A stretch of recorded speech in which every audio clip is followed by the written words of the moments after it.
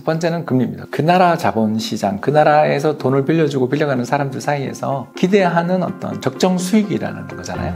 그래서 그 적정 수익이 높다라는 건 그 나라 경제가 성장한다는 뜻입니다. 그렇기 때문에 그 나라 경제의 금리가 높다라고 하면 아무래도 금리 높은 나라로 돈이 빠져나갈 가능성이 생기겠죠. 현재 근데 외환시장에서 사실 이보다 더 중요한 요인이 하나 더 있으니까 그게 바로 뭐냐 하면 안녕하세요. 30년차 이코노미스트 홍춘욱입니다. 그리고 개도 안 걸린다는 여름 감기에 걸려가지고 고생하고 있는 홍 박사입니다. 너무 힘들었는데요. 이제 좀 살 것 같긴 합니다. 근데 밖은 너무너무 덥고 그 실내는 또 에어컨 틀어놓고 이러니까 적응도 잘 안 되고 그러다 보니까 이렇게 됐습니다. 여러분들 여름 감기 조심하시고요. 오늘은 우리 박정현 PD랑 또 어떤 이야기 나눌지 여러분들 기대되시죠? 질문 주시면 감사하겠습니다. 네, 오늘은 환율에 대한 기초적인 지식을 여쭤보려고 합니다. 가장 먼저 환율이 의미하는 바를 간단히 설명해 주실 수 있으실까요? 두 나라의 교환 비율이죠, 통화에. 그래서 한국과 미국이라는 두 나라만 있다고 가정을 한다면 이 두 나라의 통화는 국가별로 서로 다 다르잖아요. 우리는 원, 미국은 달러. 그래서 달러랑 원에 대한 교환 비율이 시장에서 결정이 되는 경우, 그건 자율변동 환율 제도라고 하는데요. 자율변동 환율 제도라면 투자자들 입장에서 생각해보면 미국이랑 한국에 있다고 할 때 어느 나라에 투자를 하는 게 자기가 수익 기대가 더 높으냐에 따라서 돈들이 왔다 갔다 하겠죠. 그래서 그 수익 기대가 높은 곳으로 시장은 아무래도 흘러가기 마련입니다. 그래서 어떤 나라가 그 나라 경제가 좀 좋아지고 미래가 밝고 그 나라에 투자하면 돈을 벌 것 같다 싶을 때는 그 나라 환율이 아무래도 좀 그쪽에게 강세 쪽으로, 다시 말해서 미국 달러에 대비해서 우리나라 미래 전망이 밝다고 생각되면 우리나라 환율이 내려가는. 왜냐하면 달러의 가치는 그죠? 1달러에 대한 우리나라 원화의 환율 비율을 이야기하니까 우리 원화 환율이 내려간다는 것은 달러가 약세, 우리가 강세라는 뜻이 되겠죠. 그래서 예를 들어서 1,000원일 때보다 800원일 때 우리가 강세니까. 그래서 모든 화폐의 어떤 단위들은 다 자국에서 갖고 있지만 국제 거래를 할 때는 이렇게 헷갈리잖아요. 환율의 표기가 헷갈리니까 미국 달러 1달러를 기준으로 해서 통상적으로 많이 환율을 지정을 하고 계산을 합니다. 그렇다면 환율이 오르고 내리는 구체적인 이유, 그리고 환율을 예상할 때 참고할 수 있는 지표가 궁금합니다. 세 가지가 있는데 가장 중요한 건 금리. 첫 번째는 금리입니다. 금리라는 건 결국 뭐냐면 그 나라 자본시장, 그 나라에서 돈을 빌려주고 빌려가는 사람들 사이에서 기대하는 어떤 적정 수익이라는 거잖아요. 그래서 그 적정 수익이 높다라는 건 그 나라 경제가 성장한다는 뜻입니다. 대체로 볼 때. 그렇기 때문에 그 나라 경제의 금리가 높다라고 하면 아무래도 금리 높은 나라로 돈이 빠져나갈 가능성이 생기겠죠.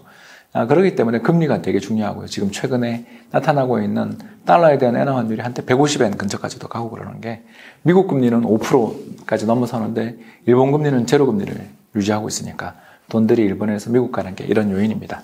현재 근데 외환시장에서 사실 이보다 더 중요한 요인이 하나 더 있으니까 그게 바로 뭐냐 하면 그 나라의 디폴트 가능성입니다. 그렇죠. 우리는 지금 두 나라만 이야기를 하니까 한국 디폴트 안 나고 미국도 안 날 것 같은데 전 세계에는 170개 정도 되는 통화가 있지 않습니까? 그런 통화들 중에서 어디가 위험한 나라가 분명히 있기 마련입니다. 바로 무역수지, 경상수지 뭐 이런 것들이겠죠. 그 나라의 디폴트 가능성, 그 나라가 나라랑 거래 관계에서 미안한데 우리 지금 달러가 없어서 네 돈을 갚지 못하겠어. 파산하는 거죠. 그렇죠? 그러니까 이렇게 외환의 부족 사태들을 이끌게 되는 가장 중요한 요인들은 결국 무역수지나 경상수지입니다. 그래서 무역수지에다가 뭐 서비스라든가 소득수지를 더한 게 경상수지니까 사실 경상수지가 진짜 중요하죠. 이런 경상수지가 맨날 적자를 기록하는 나라가 있다. 자, 이건 뭘 뜻하죠? 이 나라에 뭐 문제가 있는 거 아니에요. 그죠? 이 나라가 지금 자국의 어떤 수요가 너무 과하거나 아니면 뭐 이 나라 경쟁력을 잃어서 딴 나라에서 필수적으로 수입할 수밖에 없는 그런 물건에 대해서는 대거 수입하지만 자기들은 팔 게 없는 뭐 그런 나라다라고 한다면 이 나라의 살 길은 결국 환율을 인상하는 거거든요. 달러에 대한 자기 통화의 가치를 떨어뜨리는 거죠. 그죠? 그런 식으로 움직일 가능성이 생기니까. 그래서 어떤 나라가 좀 위험한 거 아니야? 이 나라 큰일 나는 거 아니야? 라는 그런 걱정을 가지고 있는 경우에는 우리들이 항상 주의 깊게 봐야 되는 거죠. 그래서 경상수지 적자가 만성적으로 난다 그러면 그 나라 통화는 달러에 대해서 환율이 상승하고 반대로 달러의 입장에서 본다면 그 나라 통화의 가치는 떨어지는 거겠죠. 이제 세 번째 요인이 좀 더 복잡한데 이제 이 정도 가면 이제 고수의 영역인데요. 이건 장기 요인, 물가입니다. 자, 아까 어떤 나라가 만성적인 적자에 있다고 이야기했는데 이 나라의 문제는 뭘까? 이렇게 생각해 보면 결국 미국 대비해서 뭐 예를 들어서 브라질이라고 합시다. 브라질이 그래도 큰 나라니까요. 미국과 브라질 두 나라만 있다고 가정해 보면 달러에 대한 브라질 헤아라 환율이 계속 상승하거든요. 그 말은 뭘 뜻하냐 하면 미국 사람이 헤아라를 들고 있었으면 큰 손해를 봤다는 뜻이잖아요. 그러니까 이런 일들이 벌어지게 되는 이유가 뭐냐 하면 브라질이 계속 만성적인 경상적자를 기록하기 때문이에요. 자, 그러면 왜 브라질은 만성적인 경상적자를 기록하느냐? 결국 그 나라의 경쟁력이 없거나 아니면 그 나라의 물가 문제가 있다라는 거가 요약되겠죠. 첫 번째 아까 경쟁력 이야기는 쉽게 넘어갔으니까 넘어가고요. 두 번째 이제 물가 이야기를 좀 해보자면 미국은 10년 동안 물가가 10% 오르는데 브라질은 10년 동안 물가가 50% 오른다고 가정해보자는 거죠. 비슷합니다. 현실이랑. 자, 어떻게 될까요? 물건을 만드는 비용도 올라가겠죠.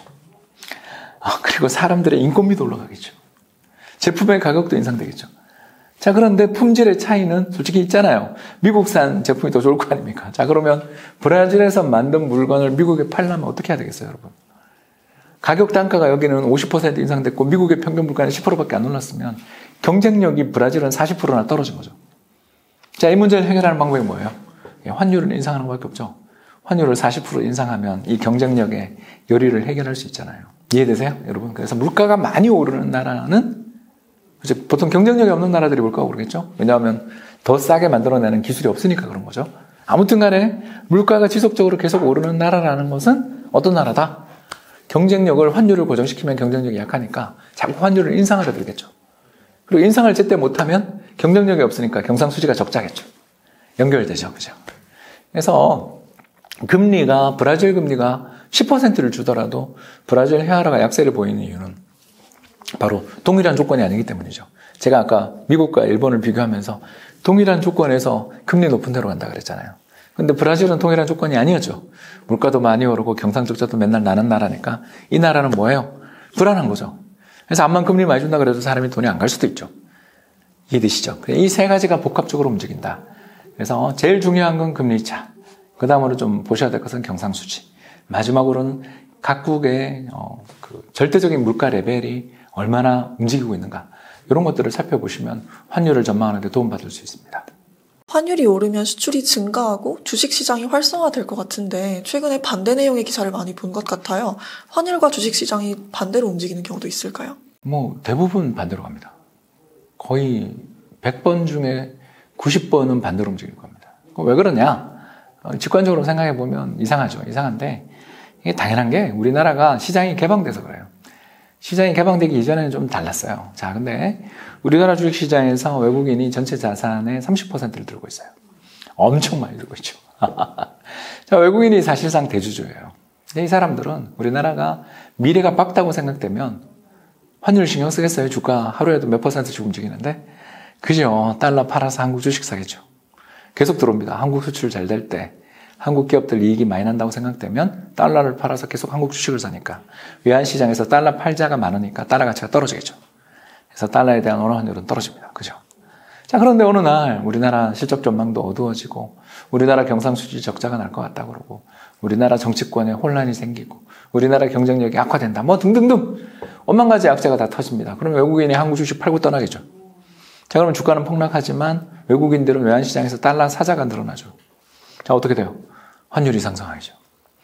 이런 관계들이 형성되는 것입니다. 따라서 주식시장과 외환시장이 다 개방되어 있는 나라에서는 단순하게 환율이 상승하면 우리 기업들의 경쟁력이 개선된다는 단순 논리는 조금 뒤에 해당되겠죠. 1, 2년 지나서 외환시장이 안정된 다음에 보면 정말 경쟁력이 개선되겠죠. 그렇지만 아직은 그 효과가 좀 크게 나타나지 않고 있다고 볼 수 있습니다. 네, 그렇다면 개인 투자자로서 환율이 올랐을 때 혹은 내렸을 때 취해야 할 투자 전략이 있을까요? 네, 환율이 급등하고 있을 때는 주식시장 조심해야 되는 거죠. 이거 문제가 있는 거 아닌가. 내가 암만 지금 내가 쳐다보고 있는 기업의 주가가 좋고 또 잘 가고 있고 실적도 좋다 그러지만 정말 이렇게 환율이 계속 오르게 되는데도 괜찮을까? 이런 거 한번 점검을 해보면 좋겠죠. 반대로 환율이 이해가 안 되지만 뚝뚝뚝뚝 떨어진단 말입니다. 작년부터 올해 사이가 그렇죠. 작년 환율이 달러에 대해서 1,450원까지 갔던 환율이 얼마 전에는 1,250원도 갔습니다. 환율이 고점에서 200원씩이나 떨어지고 있는데 우리 경제는 좋은 거 없어요. 근데 주가는 오르고 있죠. 그렇지 않습니까? 왜 그럴까? 환율이 떨어진다는 건 결국 외국인이 귀환했다 또는 한국 경제에 대한 투자자들의 불안감이 약화됐다는 뜻이니까 뭔가 모르는 우리가 모르는 곳에서 좋은 점들이 있었겠죠. 바로 그게 미국 시장 금리의 하락이었다는 건 이제 우리 알고 있습니다만, 이런 식으로 글로벌 금융시장의 참가자들이 어떤 식으로 움직이는지를 보여주는 가장 중요한 지표가 뭐다? 환율입니다. 따라서 환율이 이해 안 되지만 자꾸 떨어진다 그러면 시장을 긍정적으로, 반대로 이해는 안 되지만 환율이 계속 오른다 그러면 시장에 대해서 한 번 더 점검을 더 해보고 보수적으로 대응하는 게 좋지 않을까 생각됩니다. 제가 2016년에 썼던 책 그 환율의 미래에서 다뤘던 내용들을 이렇게 또 커뮤니케이션 과정에서 다루니까 저도 재밌었는데요. 외환시장이라는 것이 아까 이야기했던 세 가지 요인에서 움직이는 복합적인 곳입니다. 그렇기 때문에 이것만 보면 된다 이런 식으로 이야기하는 사람들을 경계해야 되겠죠. 다만 환율의 방향이 일단 대체로 위로 간다라는 건 우리 경제 입장에서 그렇게 좋은 일만은 아니다. 알아두시면 참 좋지 않을까 생각됩니다. 지금까지 경청해 주셔서 대단히 감사합니다.